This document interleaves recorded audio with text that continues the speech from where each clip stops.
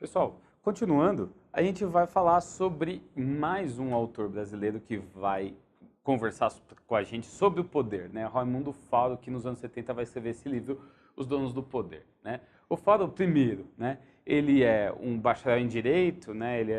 Vai ser presidente da OAB, vai trabalhar no Supremo Tribunal Federal e ele vai escrever esse livro que é também muito influenciado por o Max Weber, mais um, né? Pra você ver que não é fácil escapar, né, dos três porquinhos da sociologia, Marx, o Weber e o Durkheim. Mas ele vai tentar trazer desde a origem do Estado brasileiro aonde está essa relação de patrimonialismo que a gente já vai ver mais a fundo, né? Então, bom, da onde que vem o patrimonialismo? Essa confusão que as pessoas têm do público com o privado e tomar o público para si, né? Para ele tem origens portuguesas, né? Primeiro, Portugal, segundo ele, não teve feudalismo, né? Ou se teve feudalismo, foi um feudalismo muito curto. Porque no auge do feudalismo, Portugal estava sendo invadida pelos mouros, né? Pelos árabes, e depois da sua expulsão, já um estado, apesar de ser um estado semi-feudal, em 1383 acaba talvez um proto-feudalismo português e começa aí um estado já moderno, já integrando uma camada que seria relativamente burguesa, os comerciantes portugueses, né? Isso faz com que a aristocracia não tenha muito onde, a nobreza vai para onde, né? Então a nobreza a aristocracia acaba se burocratizando, acaba se tornando uma classe burocrática, né? Então ele vai chamar de burocratização da aristocracia. Então, e esses caras que são caras muito bem formados, né?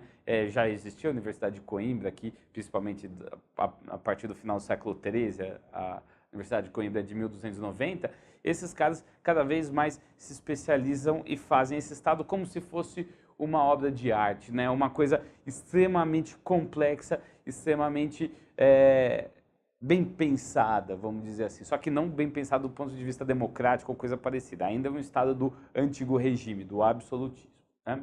Bom, para o Raimundo Fausto, né, ele acredita numa questão sobre as teorias da elite, né, que a gente viu em outros vídeos.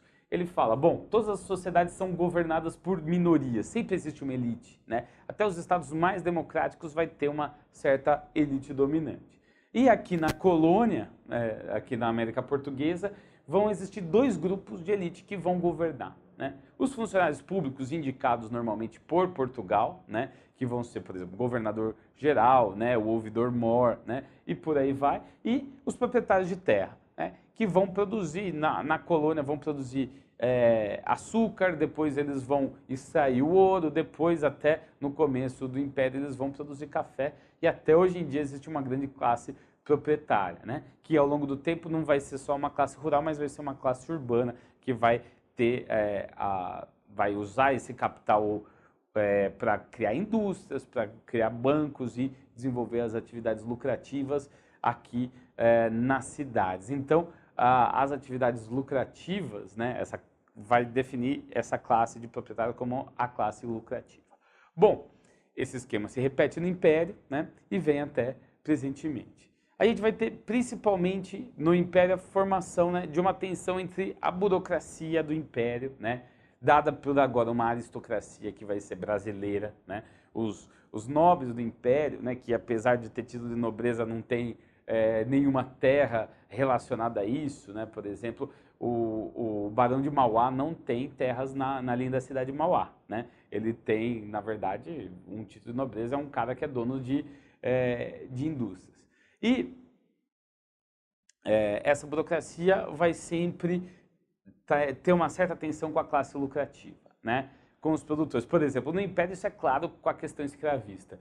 Enquanto a burocracia está aliada, né, com a classe lucrativa na questão da escravidão, esse governo vai bem, o segundo reinado vai bem. E não é coincidência que o fim da escravidão é de 1888 e a República é de 1889. Quando você acaba com a escravidão, não existe mais motivo para ter um império e outra elite, uma elite lucrativa relacionada a Minas Gerais e São Paulo, principalmente, dão um golpe militar e se estabelecem no poder, né? Mas é nessa época que a gente começa a consolidar um modelo brasileiro, segundo Raimundo Faldo, que é típico, né? Que é o capitalismo politicamente orientado, né? Ou seja, a gente vai ter um capitalismo, segundo Faldo, aqui no Brasil, né? Não vai ser um capitalismo da mesma maneira que na Inglaterra e nos Estados Unidos e na Alemanha, mas vai ser um capitalismo próprio que vai absorver essas questões patrimonialistas, né? É um capitalismo que vai ser orientado por essa burocracia. Então, o Estado, né, ele vai servir os interesses dessa burocracia e também da classe lucrativa, né? Justamente dessa aliança barra tensão que esses dois têm, né? Então, a burocracia acaba sendo uma defensora de certa ordem política. Qual ordem política? A ordem dos donos do poder, né? E quem vai ser os donos do poder? Depende da época. Então, dificilmente você tem a classe proprietária sendo grande opositora do governo. Quando a classe proprietária está contra o governo cai rapidamente, tá? Então, o exemplo clássico é o exemplo que aconteceu no golpe militar de 1964. O golpe de 64 não é justamente uma revolta dos militares em prol de ideias democráticas e civilistas. Não foi nada disso. Foi, na verdade, uma coalizão, né, uma conjunção de duas elites, né, obviamente a elite proprietária, a classe lucrativa e uma certa elite política militar, que não deixa de ser burocrática, né, que vai tentar tirar o João Goulart, justamente porque esse cara queria fazer reformas estruturais fortes, como por exemplo reforma agrária, né? O Brasil nunca teve uma reforma agrária, né? Por alguns motivos, um deles é justamente, segundo o Faldo, como essa elite não interfere no poder. E esse capitalismo ele é originário de uma dominação patrimonialista. Então, o patrimonialismo, ele está, e é isso que o Raimundo Faldo quer falar para a gente, ele está antes do capitalismo. O capitalismo, ele é apenas um passo para essa elite se manter no poder. E, obviamente, um passo aperfeiçoado. Então, essa elite vai se manter no poder, vai manter as suas formas de dominação através desse novo Estado. E esse Estado seria algo importante. E é até interessante a gente pensar na ideia de, quando a gente vê numa corrida eleitoral, que determinado candidato agrada ou não o mercado, né? Quem que é o mercado? O mercado não é uma pessoa, é um conjunto de empresas, que obviamente são formadas por pessoas, mas conjunto de pessoas com determinado interesse econômico, né? E eles têm esse interesse tão forte que querem orientar o Estado, apesar, né,